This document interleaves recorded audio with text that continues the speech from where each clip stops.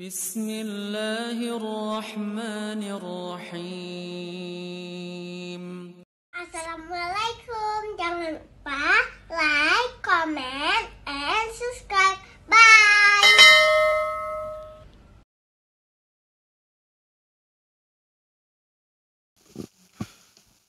أعوذ بالله من الشيطان الرجيم. بسم الله الرحمن الرحيم. السلام عليكم ورحمة الله وبركاته.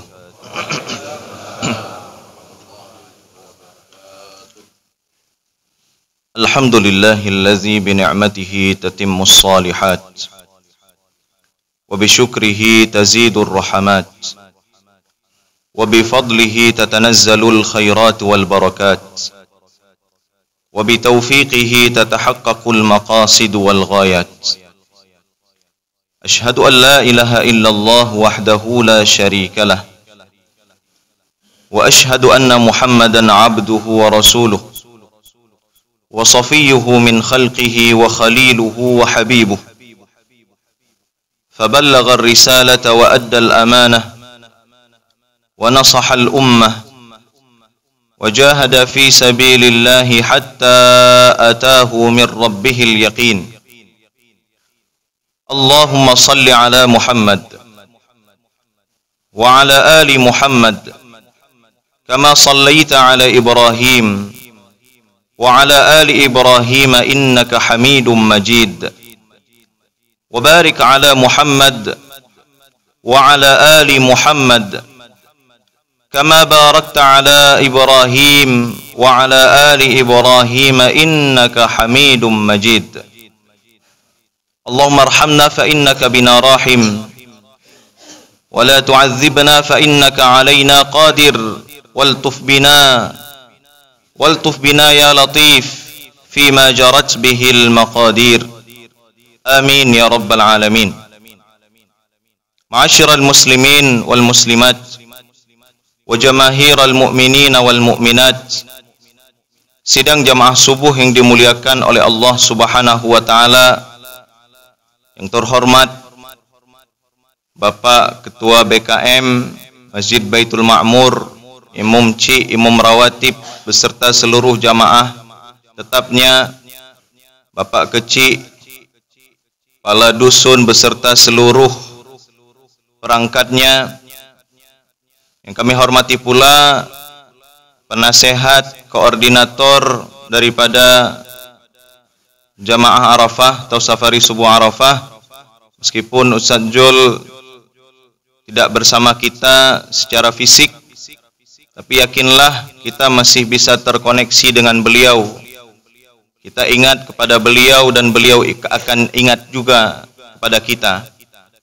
Yang terhormat pula ada Ustaz Zulbaidi beserta imam pemimpin salat subuh kita pada hari yang berbahagia ini, ada Ustaz Khalidillah, jazahullahu khairan, yang telah membacakan ayat-ayat begitu indahnya, begitu merdunya. Semoga subuh kita pada hari ini diterima oleh Allah Subhanahu wa taala dan seluruh rangkaian-rangkaiannya. Ma'asyiral muslimin wal muslimat yang dimuliakan oleh Allah Subhanahu wa taala, mohon maaf, mohon izin kami duduk di hadapan karena sedari kemarin badan agak sedikit drop karena mungkin kelelahan, kurang tidur dan ada hal-hal agenda yang lain. Alhamdulillah subuh tadi tetap semangat, jam 4 bangun, menjalani rutinitas bagaimana biasanya, kemudian sempat bersih-bersih. Alhamdulillah saat ini kondisinya dalam keadaan baik-baik saja. Cuman tidak semangat seperti biasa. Mudah-mudahan di tengah nanti biasanya menambah powernya sedikit. Bapak-bapak, ibu-ibu yang dimuliakan oleh Allah Subhanahu wa taala, perlu kami katakan bahwasanya orang yang keluar subuh itu adalah orang yang memiliki paru-paru yang sehat. Betul nggak, Pak? Ibu? Jadi keluar subuh waktu fajar, Bu. Ada juga orang keluar subuh itu menjelang terbit matahari untuk berolahraga dan sebagainya. Kita tidak bicara pada bagian itu. Yang kita sampaikan itu kita yang keluar waktu fajar, baik fajar kadzib maupun fajar shadiq. Kalau kita keluar di fajar kadzib berarti kita lebih dahulu nyampe ke masjid, atau niat kita sudah duluan sampai, meskipun masjidnya agak sedikit jauh, tapi sampai juga ke masjid. Dan selama perjalanan kita bernafas, kita menghirup oksigen yang Allah berikan kepada kita, dan begitu segarnya, begitu nikmatnya, tidak tercampur dengan polusi, tidak tercampur dengan asap, debu dan lain-lain sebagainya. Cuacanya pun menyejukkan. Maka ini adalah nikmat Allah Subhanahu wa taala yang wajib kita syukuri. Selain daripada nikmat-nikmat Allah yang lain berupa aliran darah, nikmat persendian, nikmat mata, dan segenap organ-organ indera, organ-organ tubuh lainnya. Maka ini yang kami sampaikan di awal ini, dan semoga kita semangat terus untuk bangun subuh, pergi subuh. Tujuannya apa? Di antaranya untuk menyehatkan diri kita. Selain daripada tujuan utamanya adalah beribadah kepada Allah Subhanahu wa taala. Dan ini juga adalah perintah daripada Nabi Muhammad sallallahu alaihi wasallam yang Nabi sendiri menerapkannya. Sidang jamaah yang dimuliakan oleh Allah Subhanahu wa taala, yang akan kita bicarakan pada subuh yang mulia ini adalah sesuatu yang menurut kami tepat sekali di kondisi kita saat ini untuk disampaikan.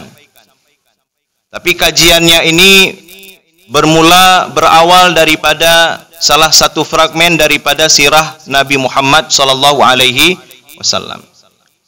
Tidak sirah Nabi, perjalanan hidup Nabi di awal-awal kenabian.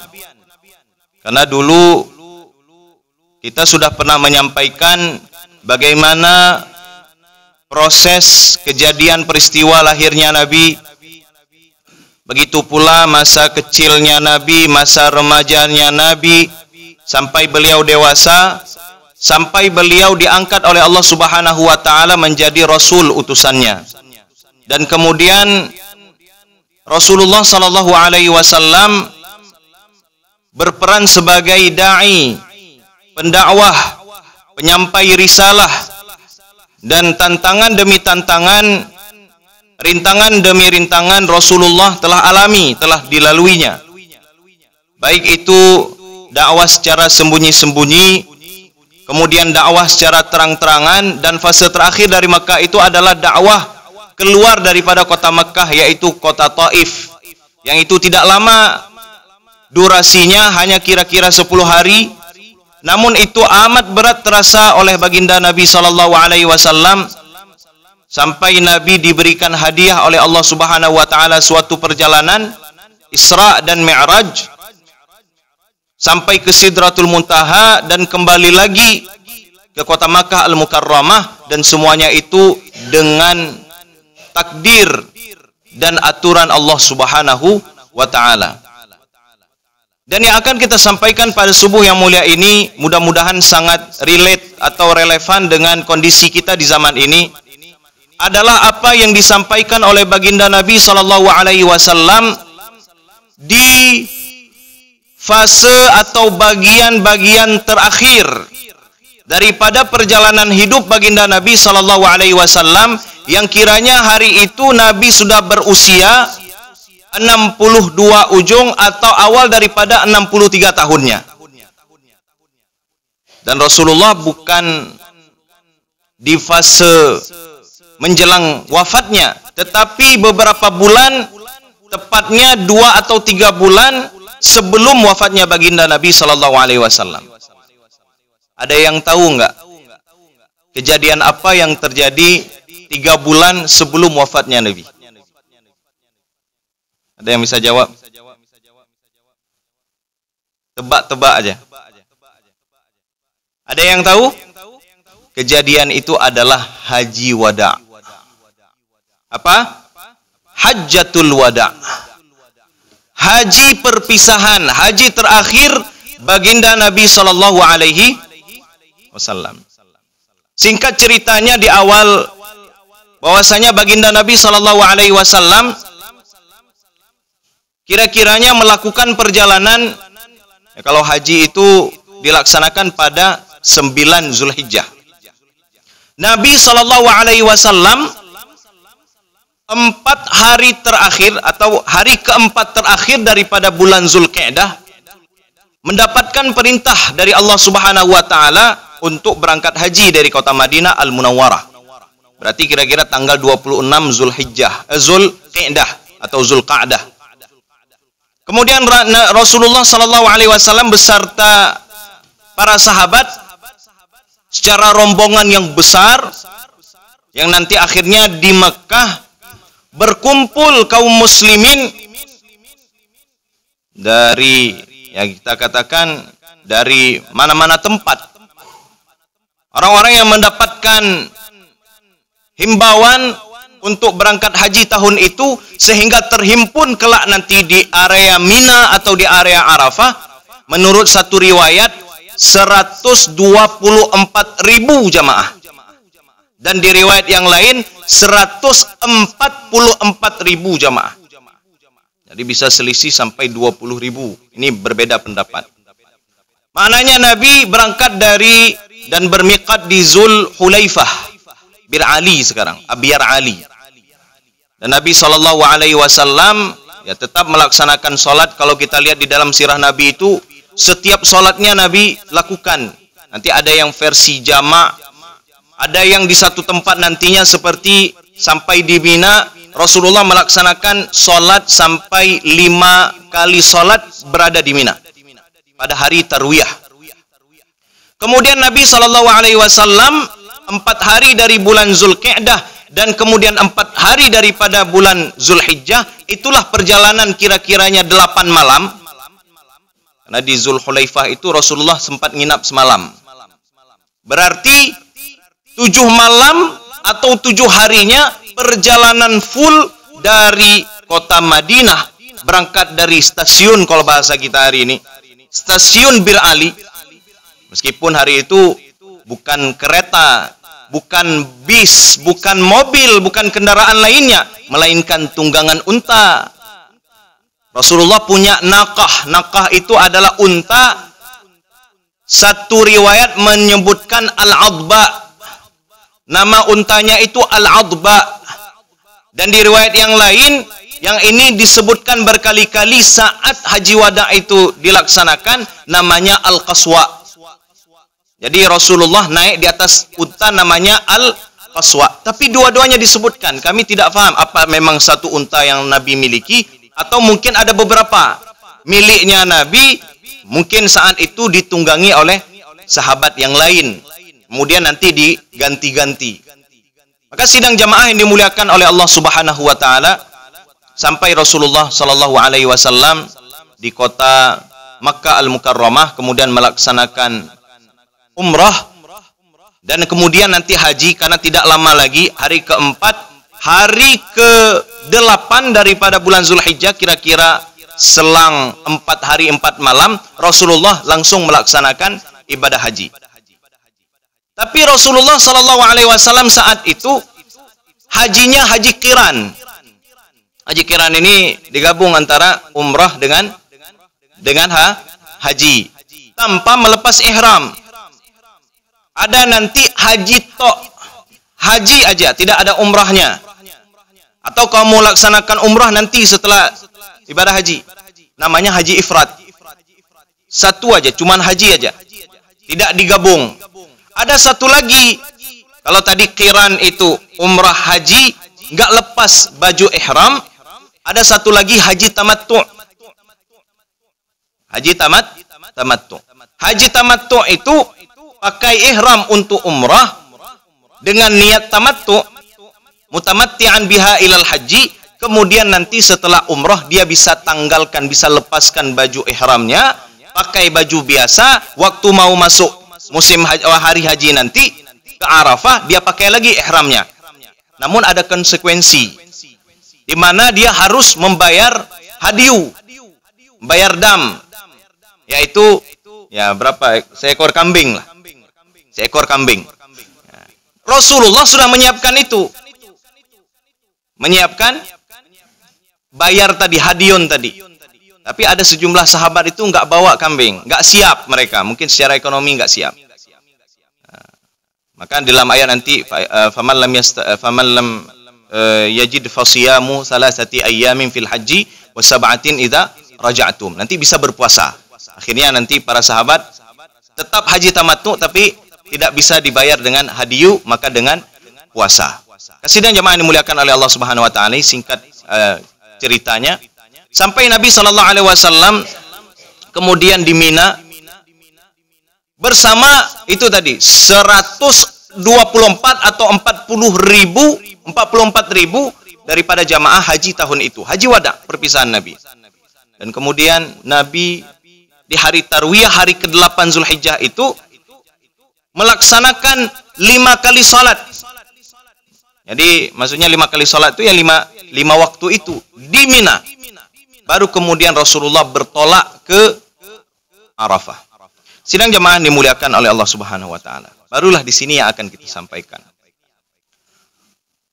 Apa yang telah Rasulullah orasikan di atas bukit Arafah itu. Atau di sebuah lembah, ada yang mengatakan di sebuah lembah. Intinya di area Arafah itu. Yang ini kita tujukan pesan yang disampaikan oleh Nabi SAW pada tahun ke-10 hijrahnya Nabi. Jadi 10 hijriahnya Nabi.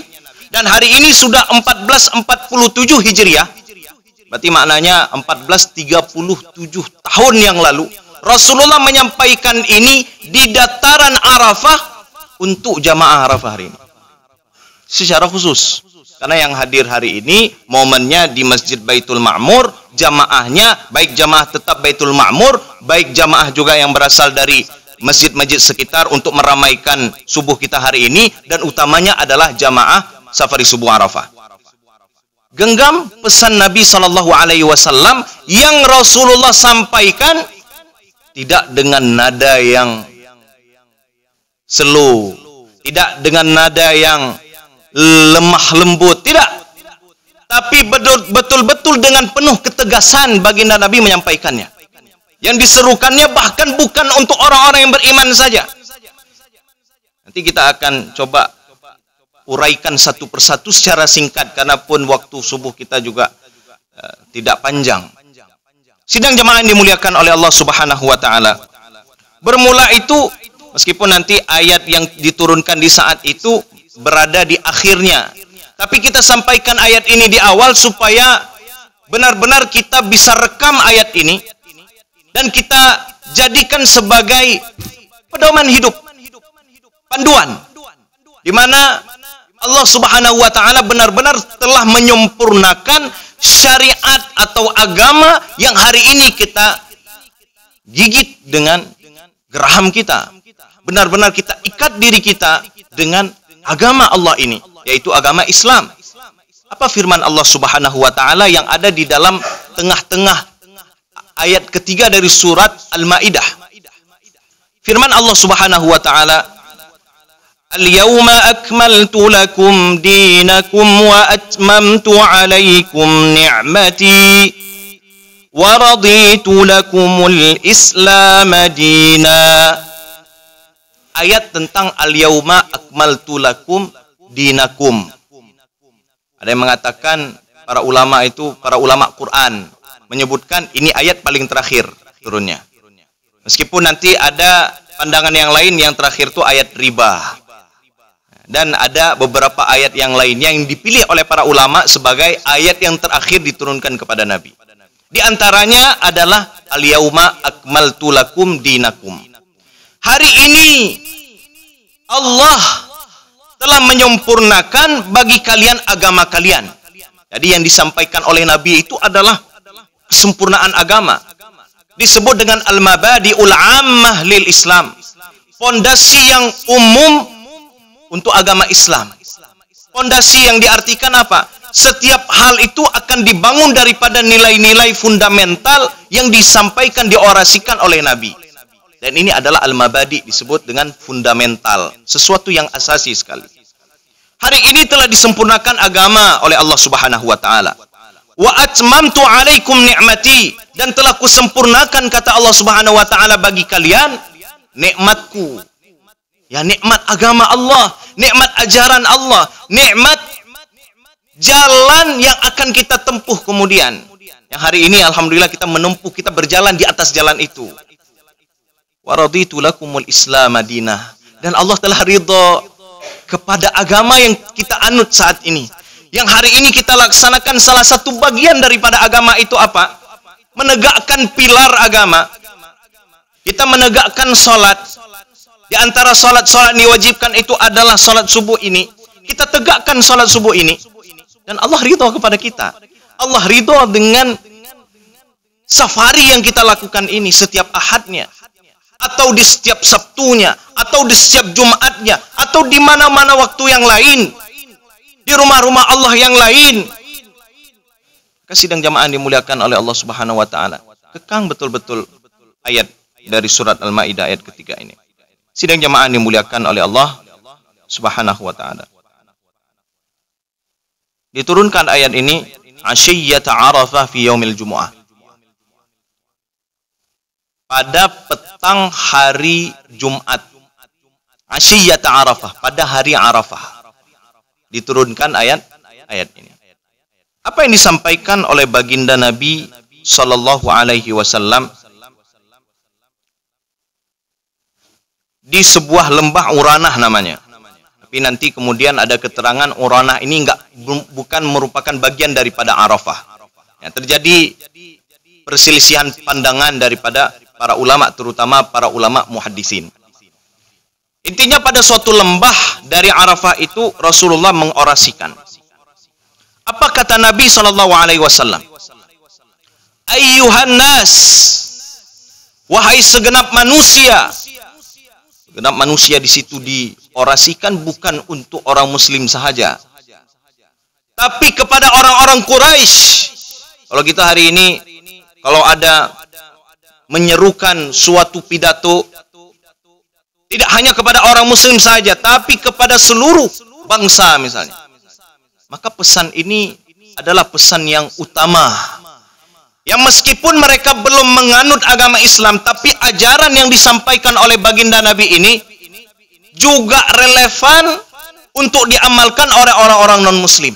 Karena nilainya itu adalah sesuatu yang ijmal, global. Nilainya itu dapat diamalkan oleh semua orang. Maka ajaran Islam ini, kalaupun diikuti oleh orang-orang non-muslim, juga sejalan. Karena kenapa? Karena nilai agama Islam ini nilainya manusiawi.